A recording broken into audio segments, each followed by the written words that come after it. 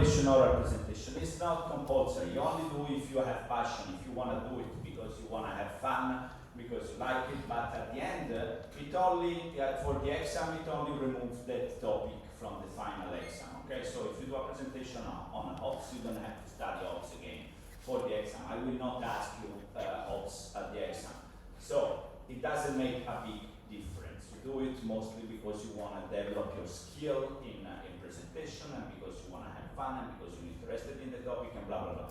But doesn't make a big difference. So feel free to do it, because the worst thing is sometimes students take the topic and then don't show up the day.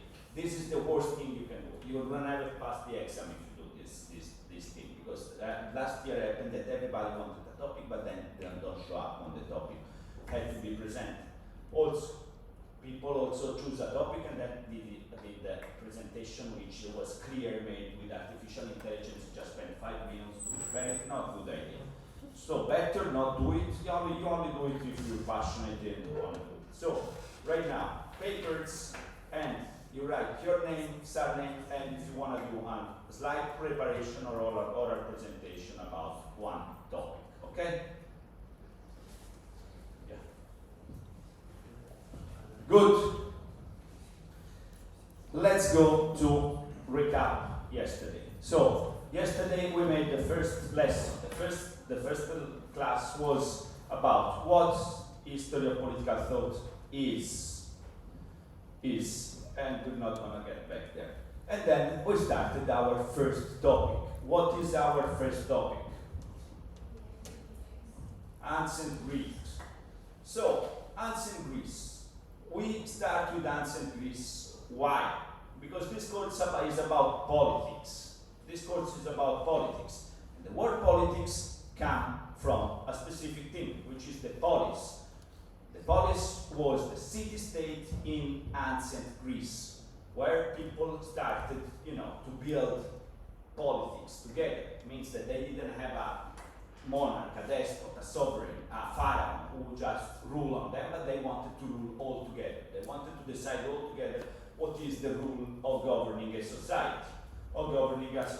So they met in the assembly and they started to discuss how can we govern all together. Why we want to live together? We want to live together for mutual benefits. We live together for mutual benefits. Otherwise, we're going to live in the countryside. Everybody is gonna take care of his own fields, his own food. But we decide to live in the city. Why we decide to live in the city? Because we want to live together. Why we want to live together? Because we get mutual benefit from this. How can we get mutual benefit? By creating political institutions who help us to get mutual benefit from this. And to who belong this political institution? To everybody. The idea that the political institution belongs to everybody is the idea of the republic. Republic from Latin. Res means a thing, public means it's public, it's common, it's shared. Okay? So, the crucial concept from ancient Greece is this idea of republic. So that politics serves to mutual benefit and that we want to take care of everything all together. So, to do this, they invented democracy. Democracy means demos, people, cracy, government. The government of the people. Why?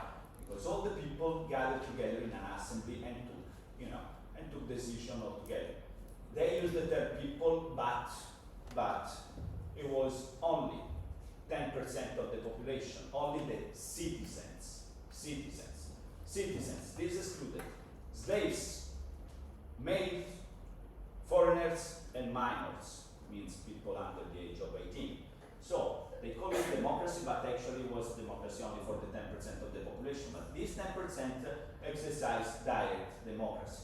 They gathered together in an assembly and they discussed the problems of the city. Every citizen had the right, but also the duty to participate in the assembly and to take decisions all together. So the crucial element is that the republic, so we want to refer to the word republic, to the idea of republic. Because this idea of democracy, yes, it's true that the Greeks invented, but it's profoundly different from our democracy.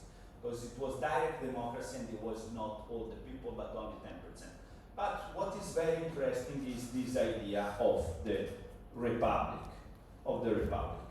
The republic means, let's see if I can find the slide again.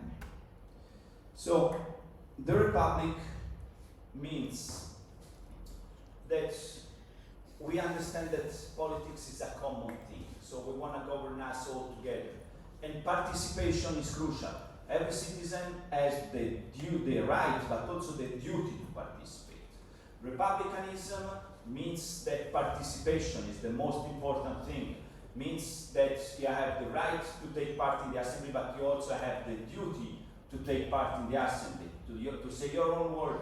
At least once in your life you have to serve the government, either as a minister or as a judge, or to do public servant for the community in any kind of sense. So you have to be informed, you must be informed about what is the public life of the community, about the public things. Indeed, what happened is that differently from democracy, in which the people elect the government, their representative who govern. In a republic, what often happened was a lottery. So I made a lottery, and I take this lottery and say, okay, right now the president, the prime minister is Mazzini, and he has to serve as prime minister. Why? Because in the republic, everybody is supposed to know the political things, to have to be interested, to be available.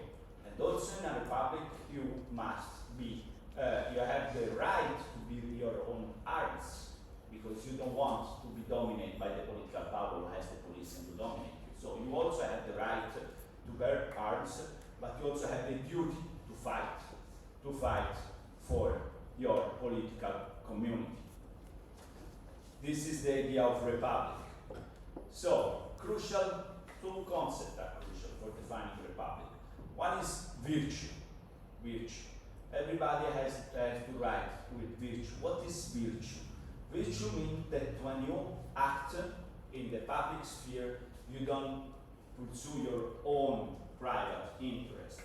You pursue the public interest of the political community that we have decided to establish together to self-govern ourselves. This is virtue.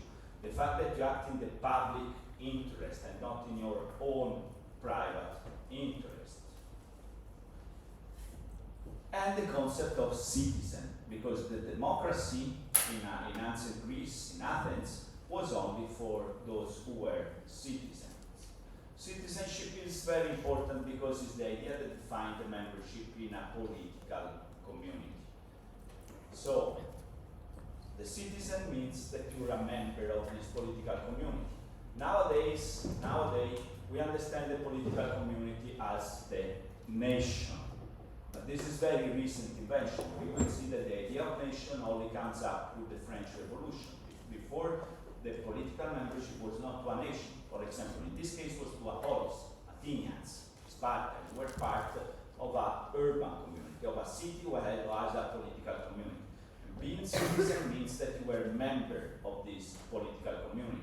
And you were a member by blood, because your parents were part of this political community. This is, it's very important because nowadays we have a lot of global migration. Compared to the last century, people are moving, are migrating more and more and more and more. So the problem is which migrants can get citizenship, which migrant cannot get citizenship. Well, how we decide if this migrant can become parts of the political community? How do we make this decision? So this is a very important topic nowadays. And we still have two main models. We have jus soli, which is if you're born in the territory of this country, of this nation, you are a citizen of this nation. For example, United States of America or France. If you're born in the United States of America, or if you're born in France, you immediately get citizenship. You become a citizen. Okay, this is one. Jus sanguinis, you must have the blood of the nation. Germany, Italy. If you're born here from foreign parents, you don't become automatically a citizen of Italy or Germany. But if you have ancestors, if you don't live in Italy, if you're not born in Italy, but your parents are Italian, I don't know, in Argentina, in Canada, or everywhere, you become a citizen because you have the blood. So this is the two different models. And this was invented in ancient Greece.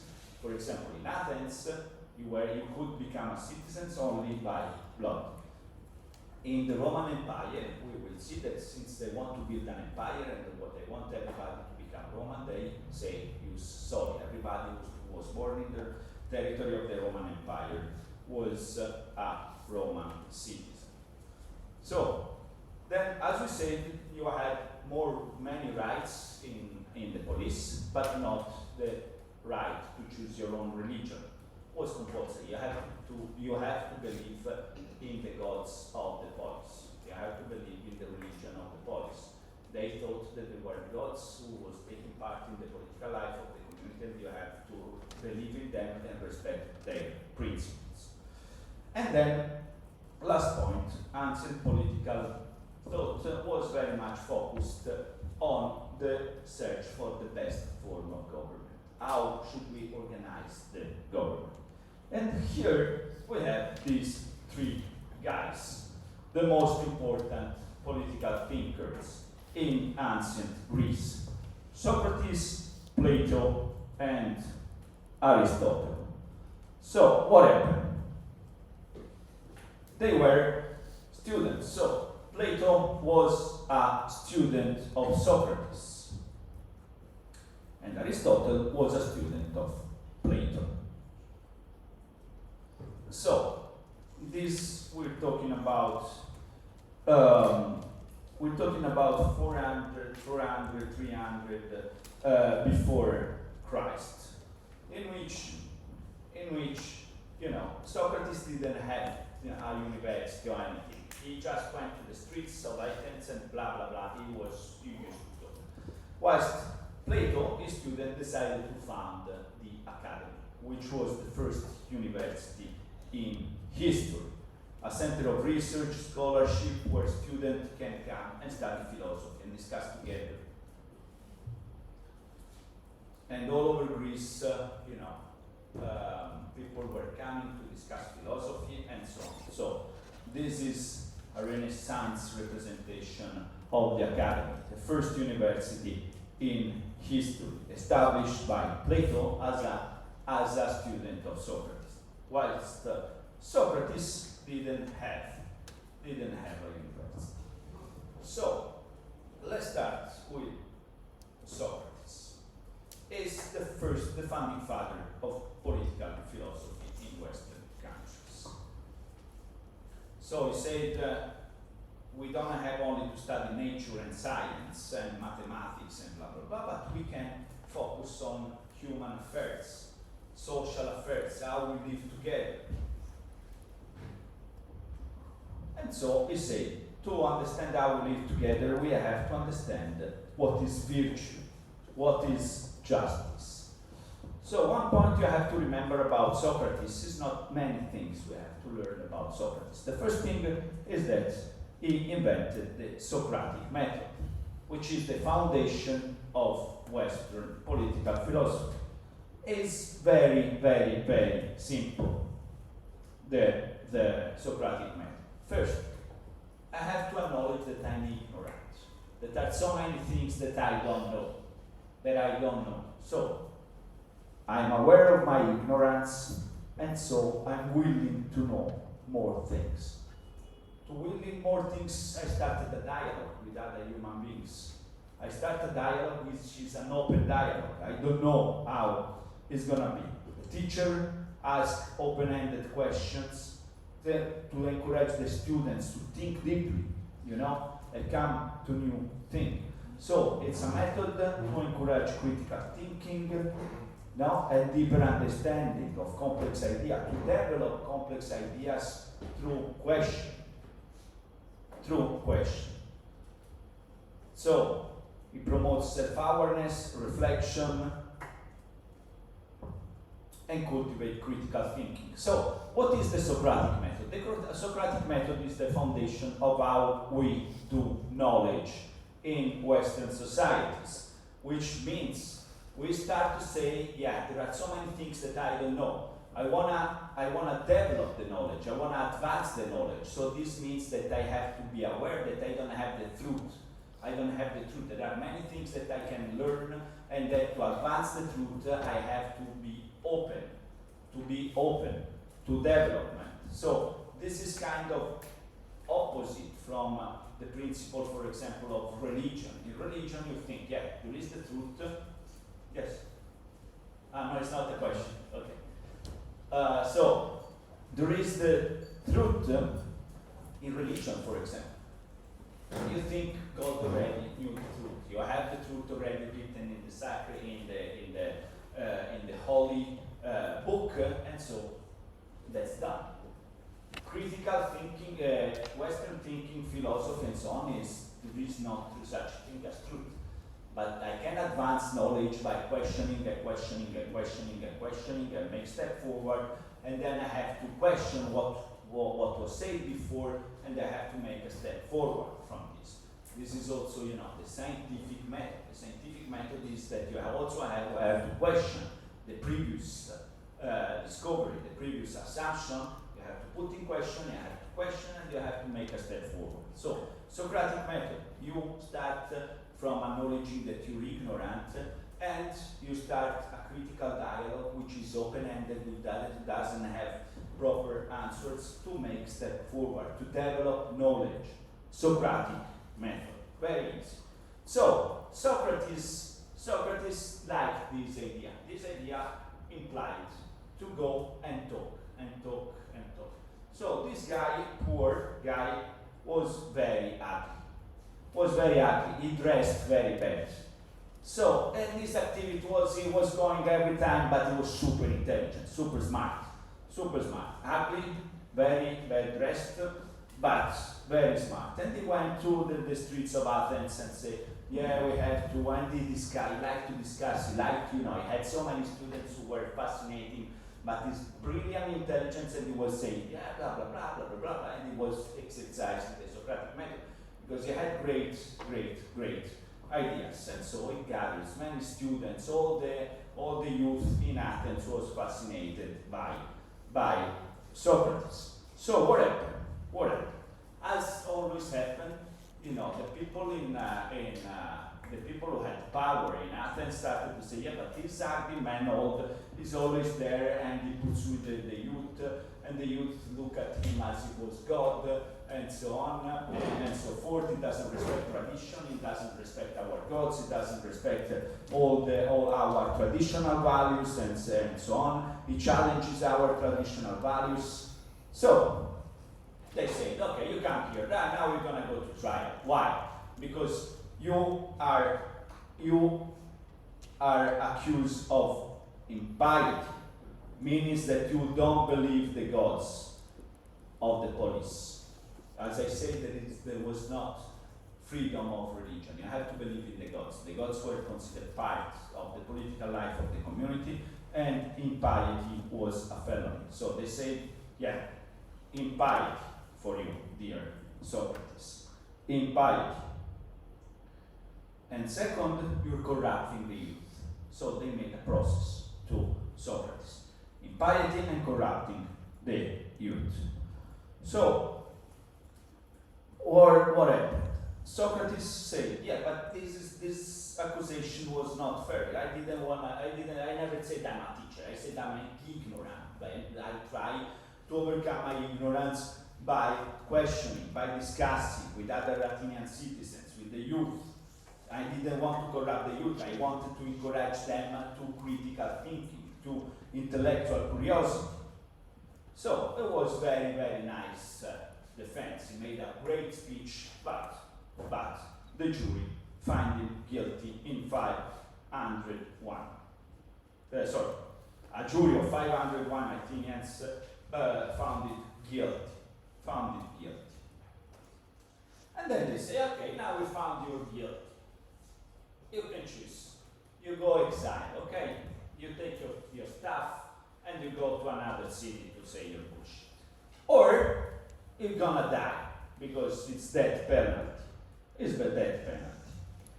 So He said, what Socrates said is an example of what we have to understand as a virtue. Because he said, look, I disagree with your judgment, but if I violated the laws of the political community, I want to die.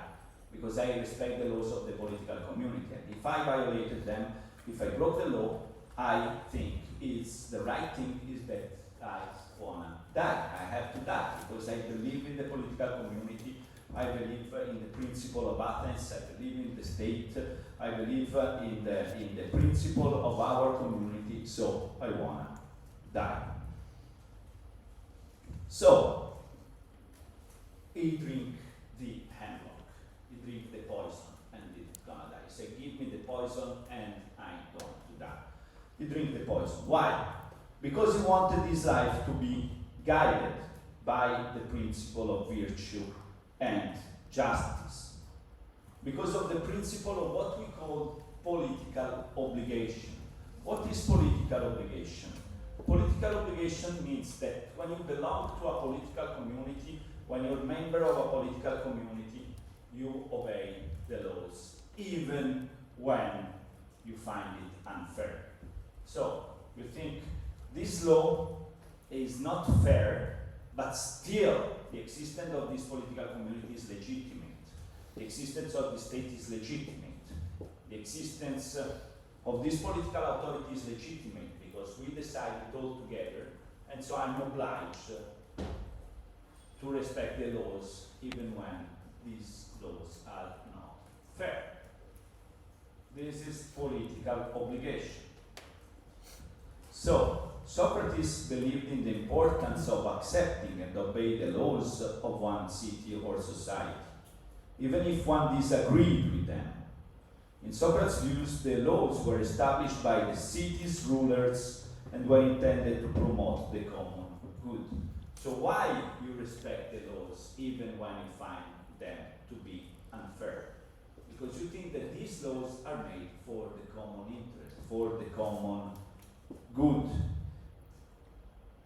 While he acknowledged that the laws could be imperfect or unjust at times, he maintained that it was the duty of citizens to obey them, rather than to challenge or subvert them.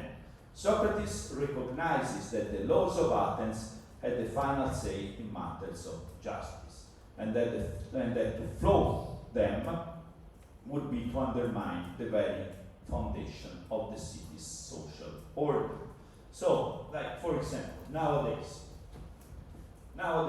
political obligation means that you feel an obligation to respect the laws because these laws are in the common interest, in the interest of the social order, in the interest of a just society, right? For example, let's say if one person is old and is poor, okay, and an elderly woman, 85 years old, doesn't have money. Okay, is it right if she goes to the supermarket and steal bread and she go to jail for this? Is the law just or unjust? It's an unjust law.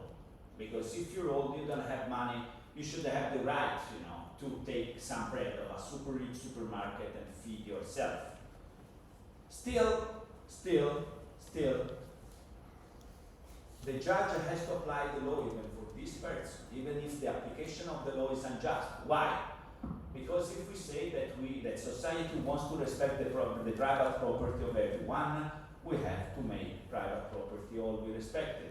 Otherwise, if you accept an exception, tomorrow we go outside and people steal our money and we say, yeah, but he was angry and so on. So to protect the common interest, sometimes the law can be unjust. But we decide to respect the law because we want to protect the common interest, the public interest. This is the concept of political obligation. So, this was very important because Socrates made this speech in front of the court. Made this speech in which he said, okay, I was not guilty. I was just trying to promote my method. And my method is questioning, is advancing knowledge to critical thinking. First, He said this. So this is the foundation of Western political philosophy: questioning and making step forward. Questioning and making step forward. Second, he said, I'm innocent, but I accept to die. I don't want to go exile. I prefer to die because I want to show that my life was virtue, was governed by virtue. And be governed by virtue means that you accept that sometimes be governed by virtue means that you look at public interest and not at your private interest. His own private interest was to go to exile. But the public interest was that the law is respected, that everybody comply with the law. So he made this speech, which then he wrote nothing in his life, no books by Socrates. But this speech was very important because it was the foundation of modern political thought. So his student Plato went there and wrote everything, that Socrates said, wrote this book, this very famous book, Apology of Socrates, from which we know what were the main ideas of Socrates. So, the Apology of Socrates. So what we have to understand here is the idea of virtue and the idea of political obligation. So, let's, if it works, the audio, let's listen some parts of this.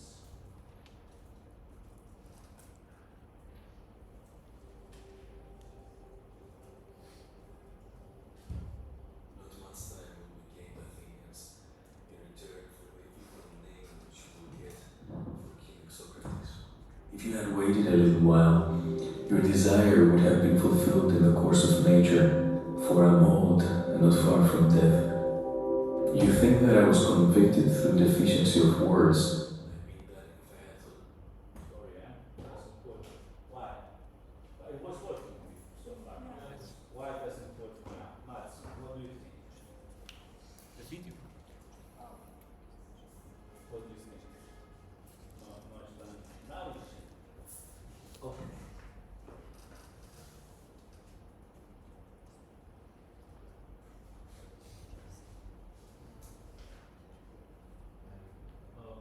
now it's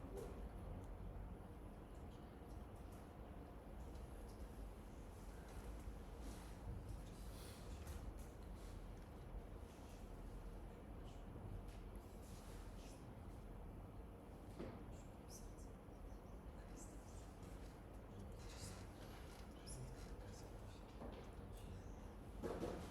Okay. Music. Very good.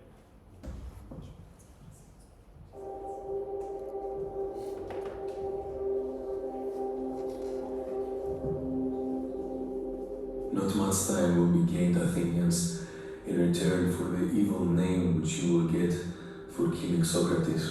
If you had waited a little while, your desire would have been fulfilled in the course of nature, for I'm old and not far from death. You think that I was convicted through deficiency of words. I mean that if I had thought fit to leave nothing undone, nothing unsaid, I might have gained an acquittal. But I had not the boldness or impudence or inclination to address you as you would have liked me to address you, weeping and wailing and lamenting, and saying and doing many things which you have been accustomed to hear from others, and which are unworthy of me. But I don't regret my defense. I would rather die having spoken after my manner than speak in your manner and live. For often in battle there is no doubt that if a man will throw away his arms and fall on his knees before his pursuers, he may escape death. And in other dangers there are other ways of escaping death, if a man is willing to say and do anything. The difficulty, my friends, is not in avoiding death, but in avoiding unrighteousness, for that runs faster than death. I am old and move slowly, and my accusers are keen and quick, and the faster runner, who is unrighteousness, has overtaken me. Me you have killed because you wanted to escape the accuser, and not to give an account of your lives. If you think that by killing men you can avoid the accuser criticizing your lives, you are mistaken. There is not a way of escape which is either possible or honorable. The easiest and noblest way is not to be crushing others, but to be improving yourselves. Till now, the oracle within me has constantly been in the habit of warning me come upon me that which is generally believed to be the last and worst evil. But the oracle made no sign of opposition, either as I was leaving my house and going out in the morning, or when I was going up into this court, or while I was speaking. What do I take to be the explanation of this? I will tell you. I regard this as a proof that what has happened to me is a good, and that those of us who think that death is an evil are in error.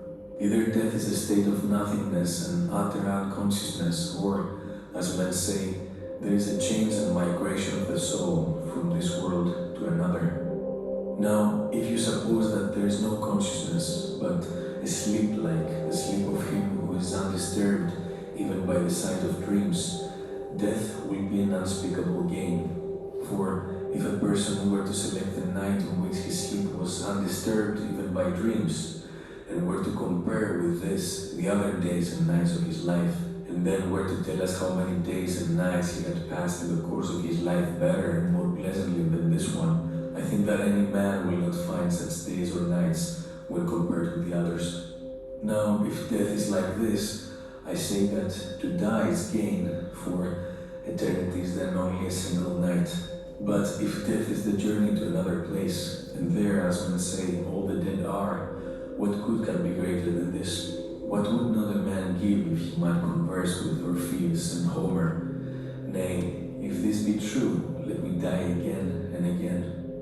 I too shall have a wonderful interest in a place where I can converse with Ajax and other heroes of old, who have suffered death through an unjust judgment, and there will be no small pleasure, as I think, in comparing my own suffering with theirs.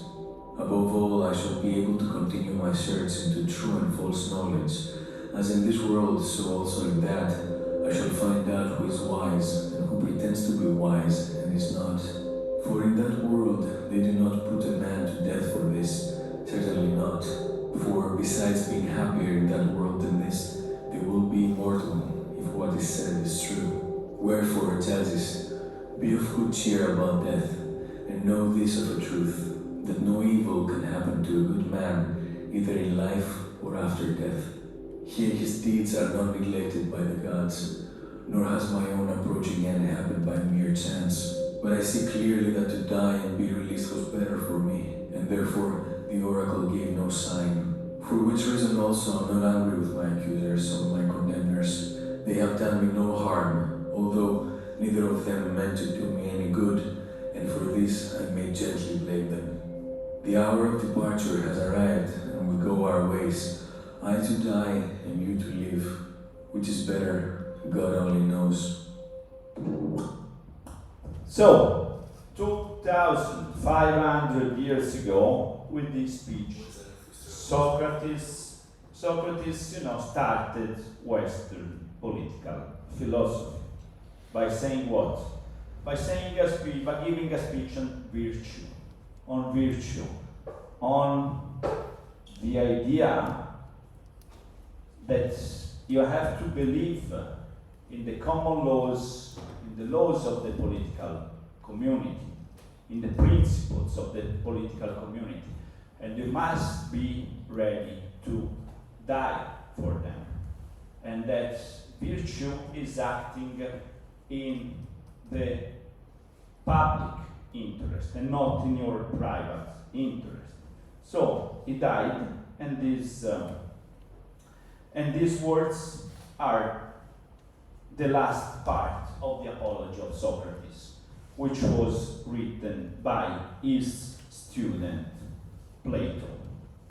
So, his most important text, Plato, he wrote a lot about Socrates, but he also wrote his own ideas. His most important text is indeed the Republic. As I said, this concept of republic is the central concept of ancient political thought, of the Greeks and of the Romans. So he wrote the Republic. What he wrote in the Republic? He wrote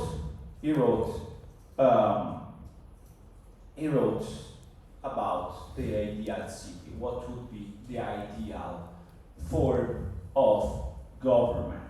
We want to design an ethic idea of how society should be ruled. So he wrote the ideal city in which we wrote how society should be ruled.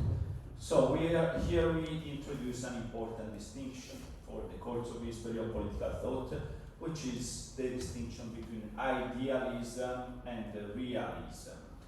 Plato was the founding father of idealism. What is idealism? Normative political theory. Means that you try to design how society should be governed. How society should be governed. So we will find many authors who say, yeah, the ideal situation is this. And then you had realism. You have realism. So you have idealism, founding father Plato, and then you have realism. Realists say, no, we have to look at reality, how it works, how it is for real. It's useless to design ideal cities. So founding father of idealism is Plato, who designed this ideal society. How should be organized this society? Here we find the idea that Plato said society should be ruled by philosopher kings, means by people who are intelligent and wise and who are just and virtuous. A perfect society should be governed by the wisest, not the richest or the most powerful. So you have to, promote this idea of the philosophers who are the kings, who are people who are trained, receive training, intensive training for ruling a society. So why society should be ruled by the philosopher kings? So according to Plato, there is this concept of the forms. There is this concept of the ideas. So there is a world in which you have ideas in their perfect forms. Ideas in the perfect form. And the world is just an imperfect copy of this world of forms, of perfect ideas. So, for example, you have the idea of a table. You have the idea of a table that's perfect. Then if you go to the real table, it's always imperfect. There are always some shortcomings. It's never not perfect, but the idea of the table is perfect. So you have the world of ideas, the world of the forms, which is perfect, and the real world, which is imperfect, which is just an imperfect copy. So the forms are eternal and unchanging. Okay, whilst the material world is imperfect and changing. Okay? So, Plato thought, the education is key to understand better the ideas, the perfect form. So, through education, the philosophers get to understand the world better. So, to better describe this thing, he used the myth of the cave. The myth of the cave is that, there are in the cave you have people,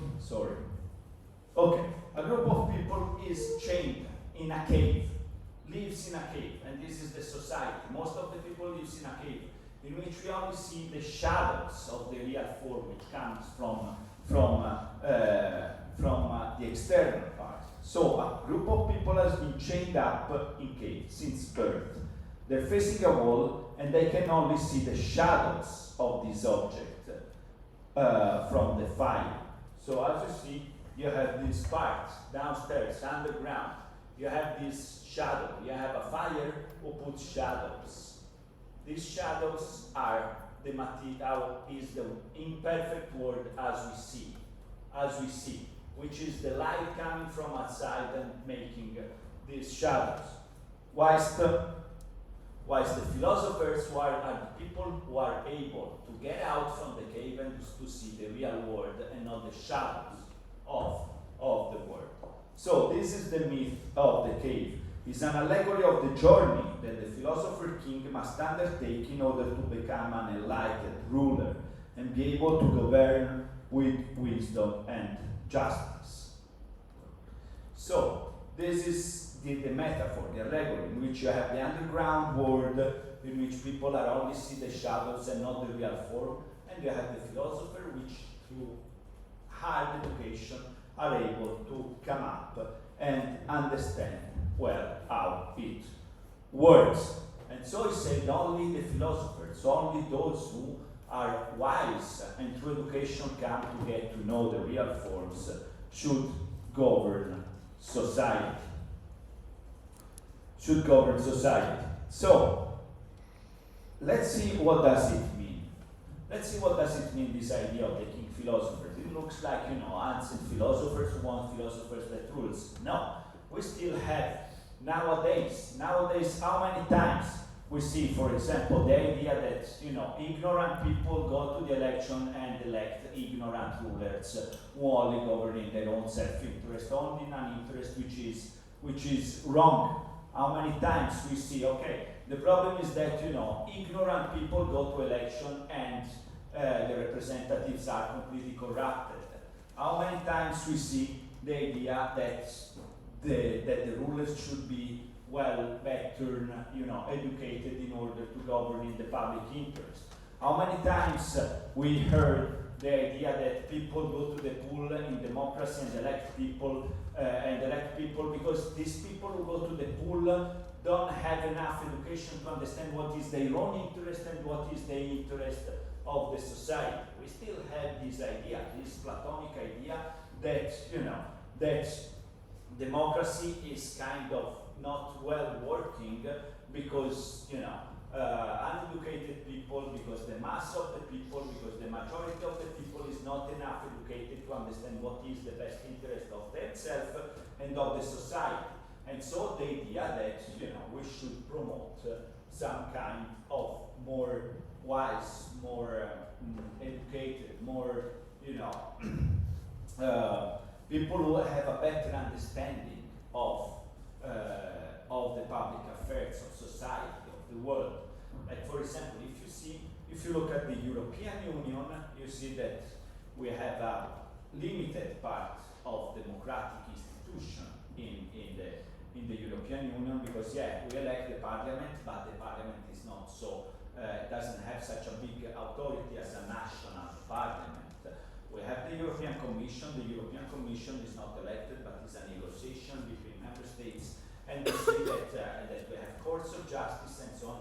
And so the European Union tends to prevail, let's say, somebody calling technocratic. But we say that the European Union made very sophisticated pieces of legislation and had to address very complicated matters, and so doesn't look that much at the democratic election of the representative, but look at the fact that we have to pick the best guys with the wisest knowledge of public affairs to govern complex things. Like, for example, the president of the European Bank, the bank who prints the money we use, is not elected because they want to pick the best guy who is the most wisest. They don't want to say, okay, let's go to election and so on. And so what we see in member countries, in the member states, they say, the European Union is not democratic, we want more sovereign politics, and we want to elect our own politics, and blah, blah, blah. And so right now we have this agreement between the European level, the European rulers, and the national level in which we see the rise of populist, of nationalist movement, Populist movement is usually a thing that say, there you have the technocrats, you have the elites who are very educated and do not respect the people. We want our own politicians who say, our own politicians who are elected by us and reflect our own ideas. And on the other side, they say, you want your own politician to reflect yourself, but yourself are so uneducated, and that these politicians are not able to govern in the public interest. So the idea of Plato was very clear. To govern society, you must be very, very, very well educated. You must have a proper understanding of the ideas of the world of words. You must to be get out of the cave in which you see only shadow and be in the real world of the real ideas. You have to understand the ideas. So, it supports aristocracy. As we know, crassy means government, aris means the best. Aristocracy, the government of the best people, of the people who are more educated, and so for him, the most educated were the philosophers. So why? Because only the philosophers who knows the idea of forms, the proper ideas have to govern, are entitled to govern in the public interest. Aristocracy, so those who govern better, which is different from oligarchy, which means the government of the few, only the few, which maybe are the richest, the richest who govern in their own interests. This is oligarchy. Aristocracy is just the best who govern. Okay, so it divided society in these three classes, in which you have the class of the rulers who are the philosophers, the king philosophers, who undergo extensive training to be from childhood. They say, okay, maybe you can become a king philosopher, maybe you can become a king philosopher, maybe you can become. So they took a group of people out of society, they put them on training to get a better understanding of government, of social affairs, and so they are freed from property. They have no property, so no corruption, no marriage, no family life. Because they don't have private interest anymore, because they don't have family, they don't have property, and they say they only love wisdom. They only have to be in wisdom. So he wanted to create this class of the philosopher kings, who are the aristocrats, who are the best aristocracy, aristos, the best who have to govern crassy, aristocracy. So this was the idea of Plato.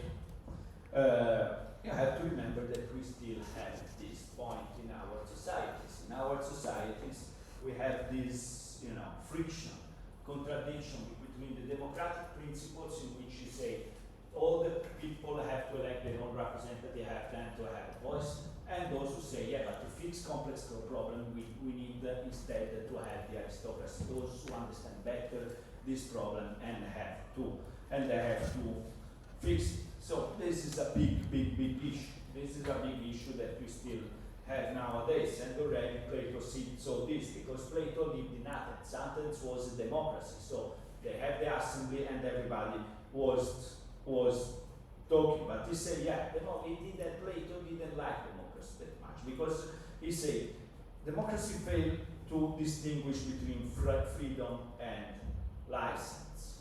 So this means that if everybody can make the rules, we make the rules that makes us, to do just whatever we want. We say, we want to be free, but freedom is something different, to just be able, to drink and smoke joints and so on. So he gathered the satisfaction of desire while neglecting to provide order and foster civic duty. So this is also the thing, he say democracy, democratic people, they meet in an assembly and they say, we want this right, we want this right, we want this right, we want this right. But democracy should come also with the duties, as I said before. So it's important that you have freedom to speech, but it's also important that you pay taxes. It's important that you have these rights to be part of the government, but it's also important that you go to war when it's needed. But all these duties, he said, were neglected in favor of just freedom and the rights. And he said, if we go to the assembly, what governs is the mere opinion instead of genuine knowledge. Means that we go to an assembly and the 90% of the people say something about this, but the 10% of people who actually study this point and they have a deeper knowledge are marginalized by the majority of 90% who have just an opinion, doesn't have knowledge.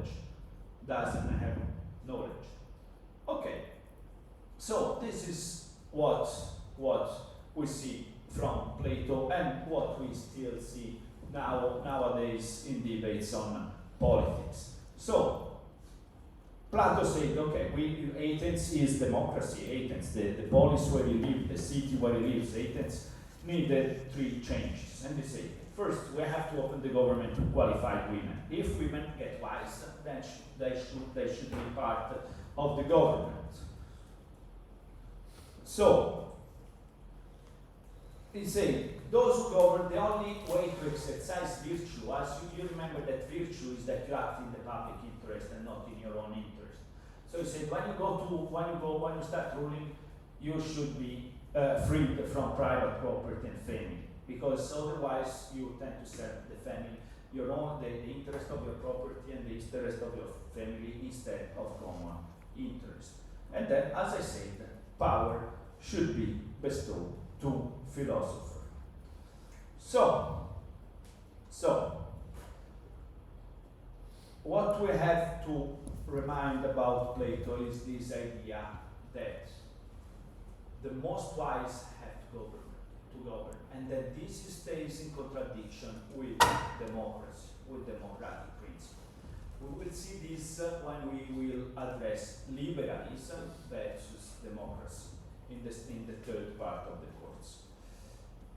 And the fact that Plato is an idealist, is the founding father of idealism. So, Plato's political thought is centered on the search for the ideal city, Callipolis, the perfect city, the best city, and the good and maximally happy human community. Plato believed in a utopian society. Utopian society means the best society, a society that doesn't exist yet, where philosopher king would rule. Plato's ideal state is based on reason and controlled by the philosopher king, who should emerge through a rigorous process of education. So Plato's political theory was centered on the idea of a just society, which he believed it could be achieved through a society ruled by philosopher kings who possessed the knowledge of the forms and aim to achieve the ultimate form of the good.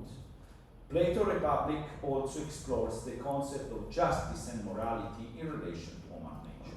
All this makes Plato an idealist political thinker. So, as I said, one key distinction is this. Through Plato, we see an idealist approach. Normative political thought, how things should be, ought to be. We will see many political thinkers who write about how should be society organized. Okay? Whilst realism is more critical. It looks at reality and they say, yeah, let's look at reality. Let's understand the contradiction of reality. Let's develop critics of reality. Okay? But we have to look at reality to make political theory. We don't have to design a perfect society which will never happen. How society should be. No. Let's start with how society is. Okay? So, each author that we will analyze in the course of history of political thought can be classified as idealist or realist. So, remind this distinction, because then I want you to be able to understand which authors are realist and which are idealist. So, let's see, to better clarify these points, a couple of videos on this distinction.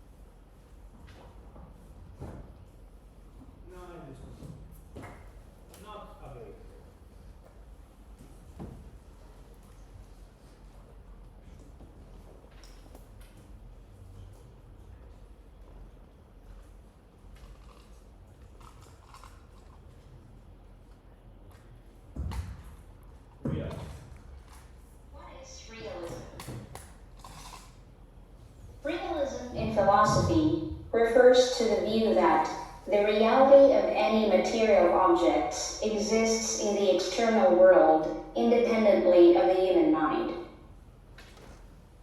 Put differently, realism holds that what one perceives is real and is out there existing in concrete reality. For example, the maple tree that I see with my naked eyes is existing in concrete reality, and it's not just an abstract concept produced by mind, as the idealists would have us believe. Hence, the fact that the maple tree exists in the external world and has properties of its own, such as hardness and thickness, that maple tree is independent of anyone's perception. It is therefore real. Contrary to nominalism, which holds that universals do not exist independently from particulars, realism holds that both universals and particulars exist independently from each other. On the one hand, in metaphysics, the term particulars refers to the concrete spatiotemporal entities or objects, such as a tree or a book. Oftentimes, the term individuals is used interchangeably with particulars. And one of the most distinctive characteristics of some particulars is that they cannot be in more than one place at the same time. For example, if a specific maple tree is existing in a specific time and place, it cannot be in another time and place at the same time. On the other hand, the term universals refers to the properties or characteristics possessed by a particular concrete spatiotemporal object, such as color or hardness. For example, the whiteness of a book can also be instantiated in the whiteness of a dress or a paper. Scholars in philosophy believe that it was Aristotle who first popularized realism when he opposed Plato's idealism and argued that the real exists in the sensible world, which can be known through experience. As we can see, it was Aristotle who provided the fundamental structure and development of realism and its penetration in other disciplines, such as in arts and politics.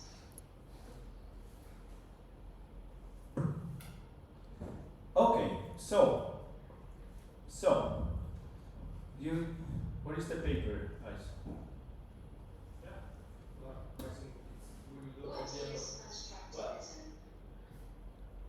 The paper, I said simple, name, surname, topic. Why? Why? But will you put your name and what did I say? Like what? Like what? Here is not comfortable for. Okay, then you pass to your colleagues who are. Read.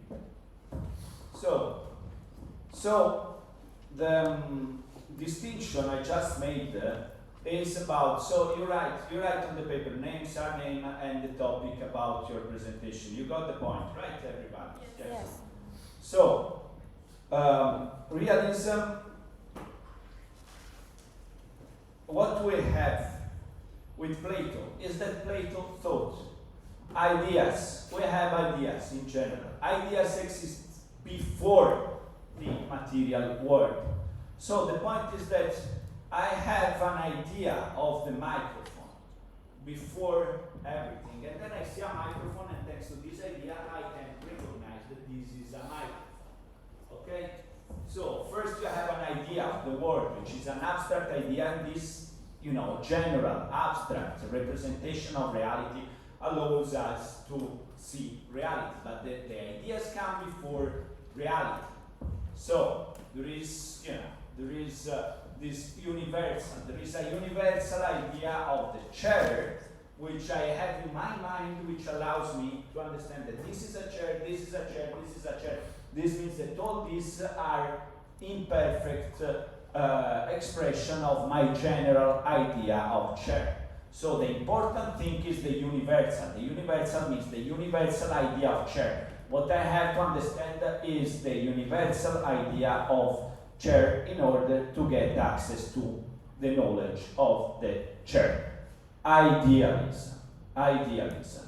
So idealism wants to study the ideas, want to develop the ideas. And so when I think about government, I want to develop the perfect idea of government. How should we govern society? Realism. Realism say it's not like this. First, we have the concrete representation of reality. Reality comes first.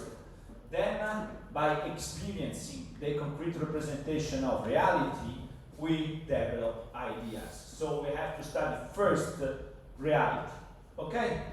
So this is the two different understandings. One is purely theoretical idealism, whilst the other is more concrete, which is realism. Realism is say we start to understand how things are.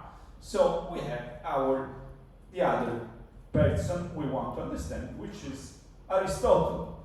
Aristotle, he was a student of Plato. So he learned a lot of things, but he had a critique to Plato. He said, Plato, you focus on ideas, you're abstract, you're theoretical. I'm realist, I'm empiricist. I think nature comes first. The nature means the reality, the concrete reality comes first to the ideas. So Plato spent his life writing the book, Res Publica, in which he drawn the ideal society governed by philosopher kings. Whilst Aristotle said no. Aristotle said he went around all the city-state, all the polis, 159 polis with his students. He visited all the polis and he started to write about how these cities were governed. And he started a description. He said what are the main forms of government who are adopted in this city and so on. So he took an empirical method. Realists also take more an empirical than a theoretical method. So, student of Plato, many continuities but also important differences. Truth is best understood from the observation of living things. Okay? So, let's see the differences. Plato. Truth can be found by looking inward into the world of ideas. Understanding comes from pure thought. All knowledge exists independently of nature. So, Plato, as I said, looks at the ideas. Pure thought is purely theoretical and doesn't look at reality, wants to develop knowledge through thinking. Aristotle, truth can be only known by studying reality. Understanding is better attained by examining nature and reality. Nature and reality and knowledge are inseparable. You cannot have the two things separate. So he started the realist methodology, which we'll now see. So before we enter into the Aristotle methodology, let's say a couple of things about the organization of the course. So, first of all, I received all your applications for the internship. Thank you very much. Thank you so much. I mean, so many, I didn't expect to have so many. So I expected to have 2 or 3, but there are many. So it's very difficult choice because you're very talented and skilled. And so it's a very, very, very, very difficult choice because I don't have so many tasks to do. So it's not gonna be easy. I try to make a good criterion to make a choice. So what I'm gonna ask you is, yesterday I didn't say send me your CV because I didn't expect to have so many so many people wants to be interns. So please send me, who didn't do it, who applied and send me just an email, please send me also the CV so I can have a look also at your CVs and make a proper decision on this ground. Okay, so all of you have very good qualification. Those who sent me the CV, and I was looking at your CV. So who is Sabrina? Sabrina, not you. You're Sabrina. I did not email. You're Sabrina. So there is another Sabrina from Uzbekistan. We don't have. Sabrina, yeah. Why you come at me like this? So I liked very much your first line, 3 lines of your CV. You remember? Can you? Yeah. Do you have it? Can you read this? Yeah. Yeah. If you're not shy.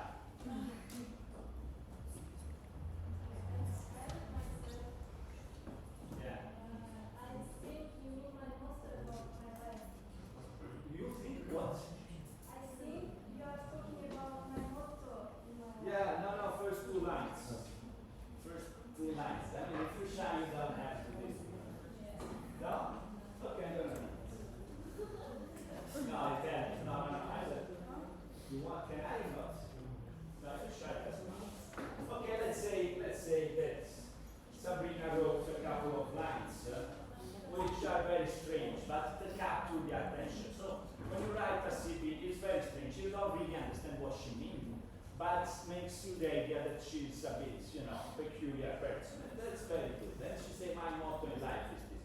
So when you write a CV, it's good that you have a couple. This is, I'm giving you teaching for, after university you have to find a job. That was a good thing. Because it's completely ununderstandable, and you say either this person is crazy or he's a complete genius. And you don't know, but he captures your attention. So when you write a CV, if you have good ideas, you write 2 lines about your biography, about your profile, because this captures the attention. Because CVs are boring. Whilst you put 2 lines at the beginning, and it's good as short narrative.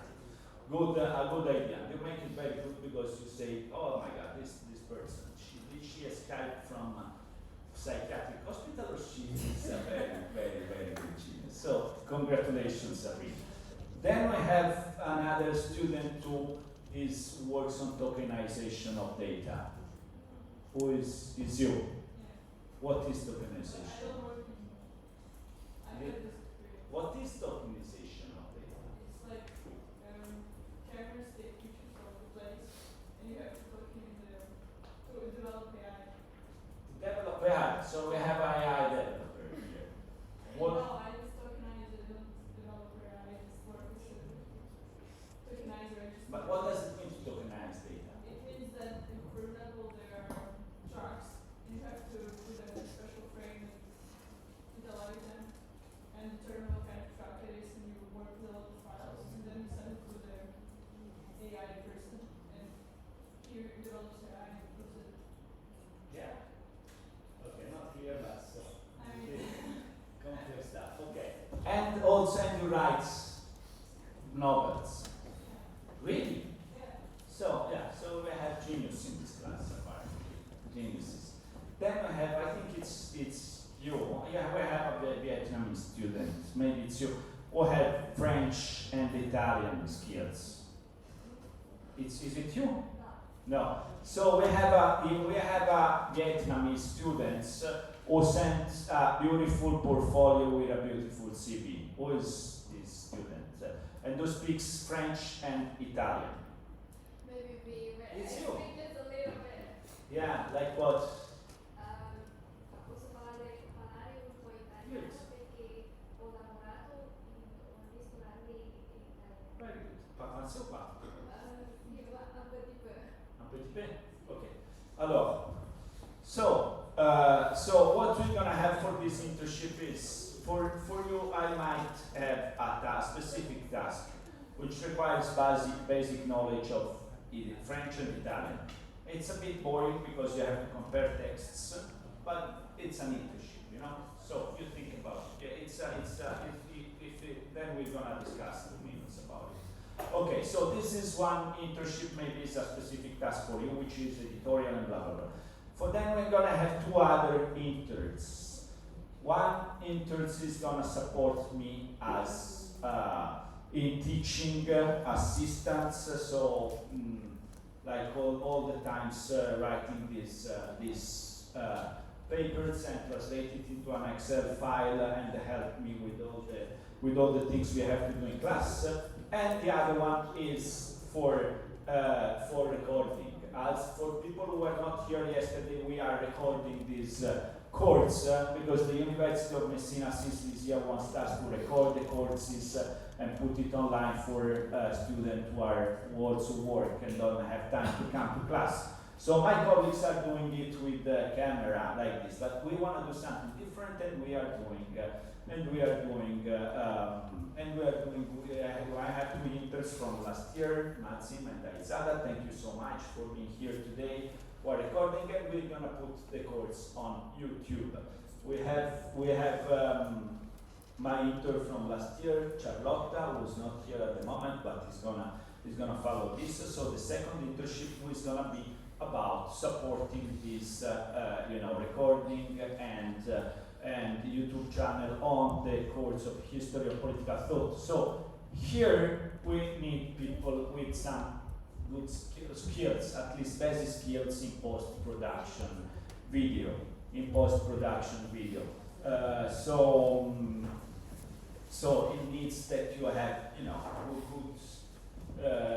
a good idea about. It is not difficult to learn post-production, but this is what you should be able to do, and what should be able to learn. So this is what the second intern has to do.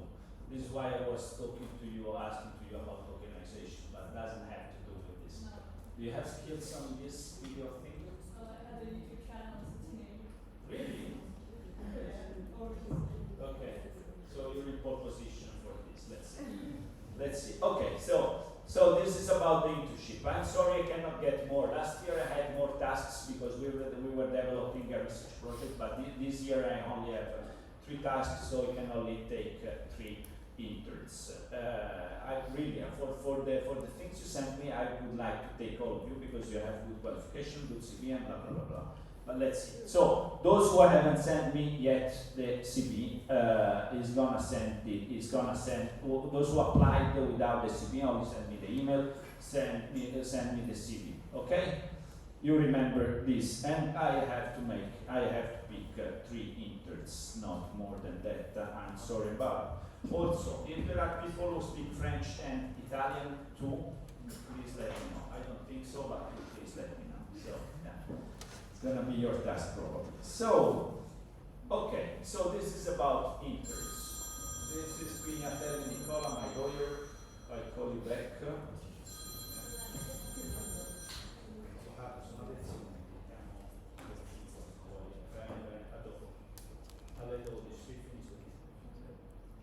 Excuse me, my lawyer, this was very important, I had to take it. So, okay, so this is clear, internship and blah blah blah blah blah blah thing.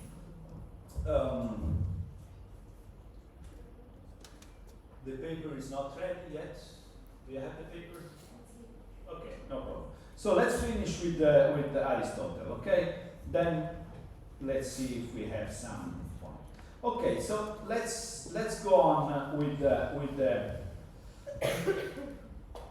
the methodology. So as you say, we have Plato is realist. Plato says we have the world of ideas. We have to understand ideas. We have to get out from the cave and understand ideas to govern society. But only philosophers, only those who are wise, super well educated, can do this. So society should be governed by those who are very, very well educated and who understand the ideas and who understand the perfect form of government. Aristotle say, yeah, this is wishful thinking. This is this is something would be good, but we don't understand reality this way. To understand reality, we have to look. We have to look at reality. To understand truth, we have to look at reality. So, this idea of forms the myth of cave just metaphor, Aristotle said. So, yeah, if universal exist, they are anchored in concrete example that embody these ideas, these forms, is universal. So, like we said, we have to study nature, we have to study reality, we have to study reality as nature. Indeed, he was the son of a physician, So, only observable fact matters. Only observable fact matters. We will see that many philosophers then we will say that. Only from the study of a particular thing we can get to the general, to the universal. We have to start empirically with the specific case to get to the universal. And so this was a bit different. Then they started, as Plato founded the academy, he founded the Lyceum, where students gathered detailed information on the history and administrative structure of 158 polis, means Greek city-states. So, whilst Plato was there to say, yeah, I have to think what is the best form of government, who should govern, and how could be the perfect form, he went himself, Aristotle, and sent his student to 158 cities to say, okay, how does it work in this city? How are they governed? Which works well? Which works better? How is it? So he started to see reality, how it was in government and politics, how it was in the city. And indeed, he wrote this book, which was the book, The Politics, La Politica. The Politics. La Politica means Plato wrote the book Republica, in which he said the perfect Republica, the perfect form of government, the perfect city-state.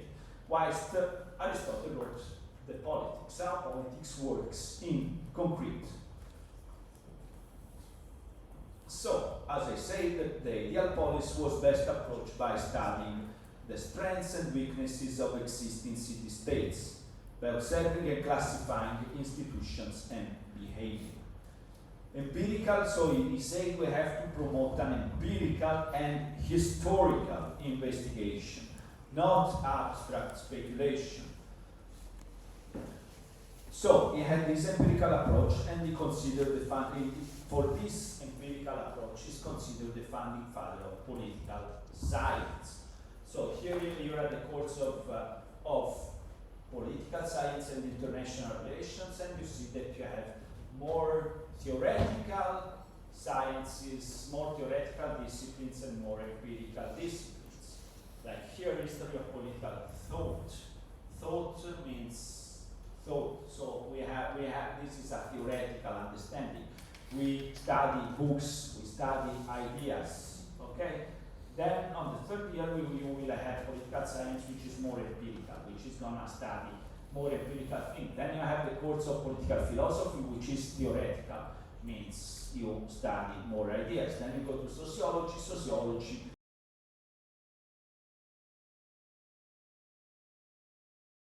and drive theories from data. Whilst here, we're talking about thoughts. Political science is the same. Political science is more empirical. They want to collect data, analyze data, and give outputs on data. Political philosophy is more abstract. So Aristotle is considered the founding father of political science, which is different from political theory, political philosophy, and political thought, which are theoretical. Empirical versus theoretical. So the realists tend to go more empirical, while the normative, the idealists go more theoretical. So, Aristotle went to 158 cities, observed the thing, reality, wanted to study reality, and makes some conclusions. The conclusions were, the institutions of family and of property are rooted in nature. The family is the foundation of the state, or the city-state, of the polis. The polis is a form of human partnership, association, cooperation, in which the common good is pursued. So people establish the police, the polis, the city-state, to pursue common good. According to Aristotle, we see that in nature we have the need of the rulers and of the ruled. Some people rule, some people are ruled. And then he said this very controversial thing that, slavery is natural. You know that in ancient Greece, in ancient Rome, they had many slaves. There was slavery. And they say is also rooted in nature because men have different qualities and some of them are meant to be slaves. Just as children are subject to parents, wives, to husbands, and citizens who are the featured practical reason to those who with superior intellectuals, so too slaves are subject to their masters. So these are the conclusions of Aristotle. So, and then also his most famous conclusions is that human beings are by nature political animals who want to live together in communities. Okay? So, this is, the idea of political anthropology, which we will find along the course. Political anthropology means which is the nature of human beings. Are human beings good by nature or bad by nature? And so this is the idea of political anthropology, and we will see that these have profoundly different consequences. Because if you have a positive political anthropology, you think that men are good in itself. Then we decide that a certain form of government doesn't need too much police, doesn't need too much jail, doesn't need too much repression. If you think men are bad, you have different consequences. You need a stronger state because men are bad by nature. So, Aristotle introduced this idea of political anthropology. How are human beings? And he said human beings are political animals. They, by nature, they live in political community. By nature, they start to build political institutions. So, this is also a difference between Plato and Aristotle. So, Plato said, if we build the ideal state, the perfect society ruled by by philosopher kings, then society will work well because people will behave good with altruism. So if you build a perfect political institution, then people will behave good because they have good things, they are good in nature, and they will act very good together. Aristotle said, yeah, that's not very true. I mean, you can build the perfect city, you can build the perfect political institution, but men will keep acting as selfish in their own interest. So next concept, the Constitution. Aristotle started to study what should be the constitution of the city-state. Constitution is how a city-state is organized. Like the first thing of a constitution is still nowadays is, are we in a republic or are we in a monarchy? No? How is the sovereign office organized? The constitution defines the governing body, which takes the different forms. For example, in a democracy, the governing body, the sovereign, is the people. In an oligarchy is the few, the wealthy, or the well-born, or the best people. So he wanted to study the different forms of constitutions that he find in 158 city-states all over Greece. So, as I said before, 158 city-states he visited, and he said, okay, I see that through using this empirical method to analyzing, he found three different forms of constitution.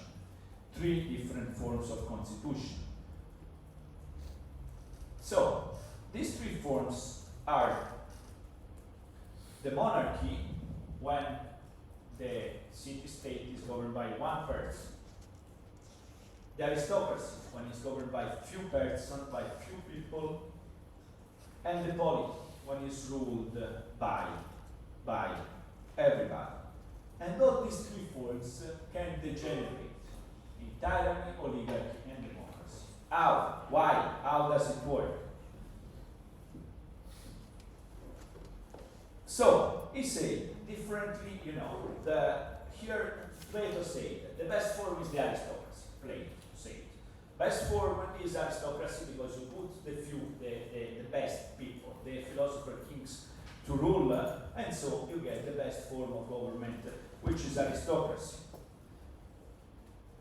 Aristotle said, no, I don't agree. I do not agree.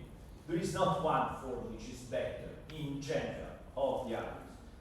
It depends on how it is ruled. Means if the rulers can be one ruler, the monarch can be few rulers, the aristocrats, or can be ruled by the people. But it depends if these rulers rule in their own interest or in the public interest. Means do they exercise virtue, yes or not? As we say, virtue is acting in the public interest and not in your private interest. So, what he said is the good classification of the different constitutions, the different forms of government is this one. If you have one ruler which rules in the public interest, you have a monarchy. But this can degenerate in a tyranny. When does it degenerate in a tyranny? When the sovereign rules in his own private interest instead of the public interest. Then you can have a few rulers. This can be good and can be an aristocracy. When you put at the government the best people, the few who are more educated, who are the best, who are the most educated, and who are really, really, really wise, and governing the public interest, this is the aristocracy. But when these few rulers start to rule in their own interest, they rule to increase their level of wealth, to get more money, to get more power, to get more benefits for their own family, for their own private situation, this degenerates in an oligarchy. Okay? And many rulers, one is ruled by the people. One is ruled by the people when the people is wise and governing the interest. In the interest of everybody is the polity. But as Plato, also Aristotle didn't like democracy. He said democracy is a form of degeneration because even the people can rule in his own interest instead of the public interest. What does it mean? This, how can the people just rule in the public interest instead of in the private interest instead of the public interest? Like for example, let's say we have a discussion about the environment.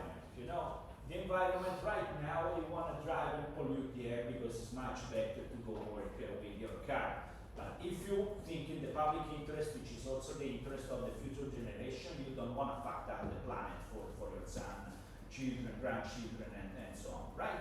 So it depends. If you rule in your own interest, you say, yeah, I wanna use a cheap car and I wanna go everywhere with the car. If you look at the general interest, maybe it's better to protect also not only your own interest, private interest immediately, but also the environment and also the things.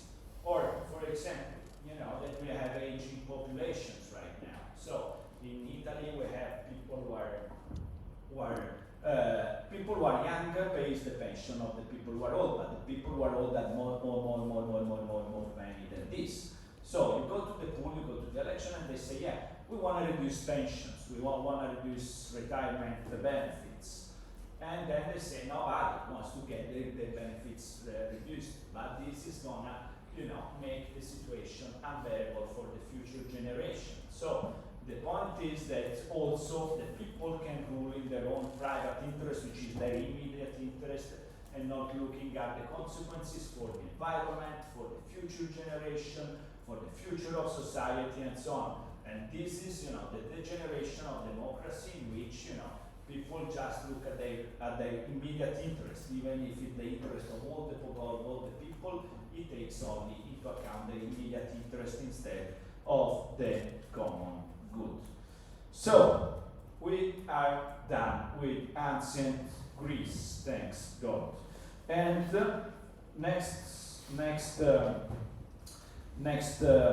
tomorrow we're gonna move to ancient Rome, the Romans and the Republic. So fortunately we will get ready earlier than expected. This means that on Monday we're gonna have the first presentation by one of yourself, which will talk about St. Augustine. Is there anybody who wants to talk about St. Augustine next Monday? Nobody? Yes. What is your name? Luisa. Where are you from, Luisa? Chile. Chile? You were not here yesterday, right?